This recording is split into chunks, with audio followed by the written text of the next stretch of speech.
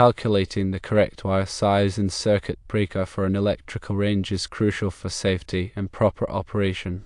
Here's a detailed explanation of the process for a 12.9 kilowatt range, addressing each step involved in determining the appropriate wire gauge and circuit breaker amperage according to electrical codes. Firstly, understand the initial load. The range in question has a power rating of 12.9 kilowatts. The standard method involves comparing this to a baseline or a different load to determine adjustments. The initial calculation presented subtracts 12.0 kilowatts from 12.9 kilowatts, resulting in 0.9 kilowatts. This difference is then used to calculate a percentage adjustment based on a 5% allowance.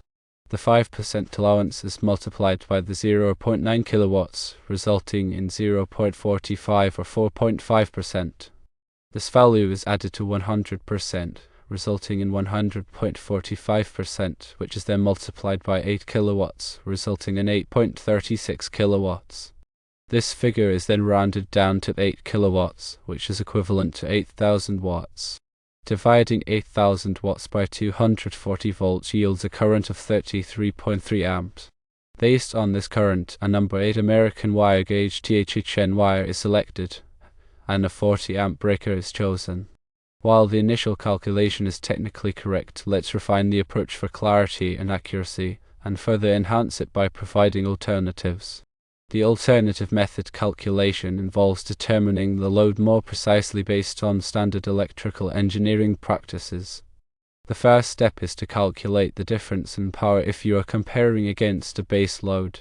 The provided example uses 12.9 kilowatts minus 12.0 kilowatts, which equals 0.9 kilowatt. Secondly, calculate the percentage increase. This involves dividing the difference in power, 0.9 kilowatts, by the base load, 12.0 kilowatts, and multiplying by 100 to express it as a percentage. So, 0.9 kilowatts divided by 12.0 kilowatts multiplied by 100 equals 7.5%. Thirdly, apply an allowance. In the initial calculation, a 5% allowance was mentioned. Add this allowance to the percentage increase calculated in the previous step. Thus, 7.5% plus 5% equals 12.5%. Fourthly, express the increase as a percentage of an original known load.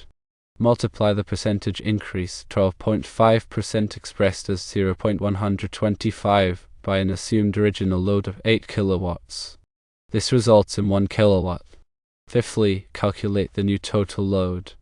Add the increase in load, 1 kilowatt, to the original load, 8 kilowatts, resulting in a new total load of 9 kilowatts. Sixthly, convert the total load to watts.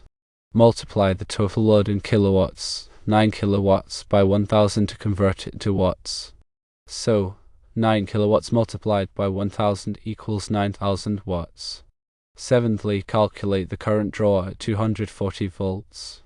Divide the total power in watts, 9000 watts, by the voltage 240 volts to determine the current in amps. This yields 37.5 amps. Eighthly, select the appropriate wire size. Based on the calculated current of 37.5 amps, refer to the National Electrical Code, or NEC, tables to determine the appropriate wire size. For conductors with THHN insulation operating at 75 degrees Celsius, a number 8 American wire gauge copper conductor has an ampacity of 40 amps. Therefore, a number 8 American wire gauge THHN wire is suitable. Ninthly, select the appropriate circuit breaker. Choose a circuit breaker that is rated to protect the wire and is suitable for the calculated load. In this case, a 40 amp circuit breaker is appropriate, as it is the next standard size above the calculated current of 37.5 amps and protects the number 8 American wire gauge wire, which is rated for 40 amps. Let's summarize the final recommendation based on the refined calculation. A calculated current is 37.5 amps. A number 8 American wire gauge THHN wire with an ampacity of 40 amps is suitable. A 40 amp circuit breaker is appropriate for protecting the circuit. The key is understanding how to apply demand factors and diversity factors as permitted by the NEC. For a single household range, the NEC allows for demand factors to be applied, which can reduce the calculated load. Refer to NEC Table 220.55 to determine the demand factor based on the number of ranges. For one range, the demand factor is typically 8 kilowatts. However, since the range is rated higher than 12 kilowatts, you need to adjust the demand factor. Calculate the portion of the range exceeding 12 kilowatts. This is 12.9 kilowatts minus 12.0 kilowatts, which equals 0.9 kilowatts. Next, increase the demand factor by 5% for each kilowatt that the range exceeds 12 kilowatts. So, 0.9 kilowatts multiplied by 5% equals 4.5%. Increase the base demand factor of 8 kilowatts by this percentage. 8 kilowatts plus 4.5% of 8 kilowatts, which is 0.36 kilowatts, equals 8.36 kilowatts. Therefore, use 8.36 kilowatts as the demand load for the range. Convert the demand load to watts. 8.36 kilowatts multiplied by 1000 equals 8,360 watts. Calculate the current at 240 volts. 8,360 watts divided by 240 volts equals 34.83 amps. Select the appropriate wire size and breaker. Even with the demand factor, a number 8 American wire gauge THHM wire rated for 40 amps remains suitable. A 40 amp breaker is also appropriate. The calculation using the NEC demand factors results in a slightly lower current, but the same wire and breaker sizes are applicable. Consider an alternative if the number 8 American wire gauge wire seems insufficient or if there are concerns about voltage drop over long distances. You can upsize to a number 6 American wire gauge THHN wire, which has an ampacity of 55 amps. This provides additional safety margin and reduces voltage drop. If upsizing the wire, you can still use a 40 amp breaker, as the breaker protects the appliance and the number 8 American wire gauge wire. Alternatively, you could install a 50 amp breaker, as long as the receptacle is also rated for 50 amps and the appliance is suitable for use on a 50 amp circuit. Remember that local codes may have additional requirements or restrictions. It's always best to consult with a licensed electrician and adhere to all applicable codes. Document all calculations and the basis for your wire and breaker selection for future reference and inspections. Ensure all connections are properly torqued and that the equipment is installed according to manufacturer's instructions. Review and understand the relevant sections of the National Electrical Code, particularly Article 220 for load calculations and Article 310 for conductor ampacity. The calculations and recommendations provided are based on standard electrical engineering practices and the NEC. However, always prioritize safety and consult with qualified professionals to ensure compliance with all applicable regulations. Proper grounding is essential for safety. Ensure the range is properly grounded according to NEC requirement. This typically involves connecting a grounding conductor from the range to the electrical panel. Consider using a ground fault circuit interrupter, or GFCI, breaker for added safety, especially in kitchens where moisture is present. GFCIs protect against electrical shock by detecting ground faults and immediately interrupting the circuit. Always de-energize the circuit before working on any electrical components. Use appropriate personal protective equipment, or PPE, such as insulated gloves and safety glasses. Double-check all connections and wire terminations to ensure they are secure and properly insulated. Loose connections can cause overheating and electrical hazards. Perform a thorough inspection of the installation after completion to verify that all components are properly installed and functioning correctly.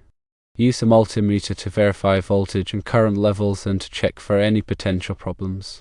Consider the environmental conditions in which the wiring and equipment will be operating. Temperature, humidity, and exposure to corrosive substances can affect the performance and lifespan of electrical components. Choose materials and equipment that are suitable for the specific environmental conditions. If the range is located a significant distance from the electrical panel, consider voltage drop.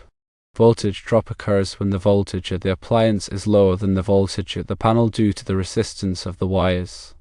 To minimize voltage drop, you may need to upsize the wires or use a different wiring method. Consult with a qualified electrician to determine the appropriate wire size and wiring method for your specific application. Always follow the manufacturer's instructions for installing and connecting the range. The manufacturer's instructions may provide additional guidance on wire size, breaker size, and other electrical requirements. If you are unsure about any aspect of the installation, consult with a qualified electrician. Working with electricity can be dangerous, and it is important to take all necessary precautions to protect yourself and others. In addition to the calculations and recommendations provided, it is also important to consider the long-term reliability and performance of the electrical system. Using high-quality materials and equipment can help to ensure that the system operates safely and efficiently for many years to come. Regular maintenance and inspections can also help to identify and address any potential problems before they become serious. By following these guidelines and consulting with qualified professionals, you can ensure that the electrical system for your range is safe, reliable, and compliant with all applicable codes and regulations. The NEC is updated every 3 years, so it is important to stay up to date on the latest requirements. You can purchase a copy of the NEC from the National Fire Protection Association, or NFPA, or access it online through various subscription services. Many local jurisdictions also have their own electrical codes, which may be more stringent than the NEC. Be sure to check with your local building department to determine the applicable codes in your area. When selecting electrical equipment, look for products that are listed by a recognized testing laboratory, such as Underwriters Laboratories, or UL. UL listing indicates that the product has been tested and certified to meet certain safety standards. When working with electricity, always use properly insulated tools. Insulated tools can help to protect you from electrical shock. Never work on electrical equipment when you are wet or standing in water. Water is a good conductor of electricity, and working in wet conditions can increase your risk of electrical shock. If you are not comfortable working with electricity, hire a qualified electrician. A qualified electrician has the knowledge and experience to safely and correctly install and repair electrical equipment. Remember, electrical safety is everyone's responsibility. By following these guidelines and taking the necessary precautions, you can help to prevent electrical accidents and injuries. If you are unsure about any aspect of electrical safety, consult with a qualified electrician. Always err on the side of caution when working with electricity. And with that, you should have a good understanding of how to properly size the wires and breaker for your range.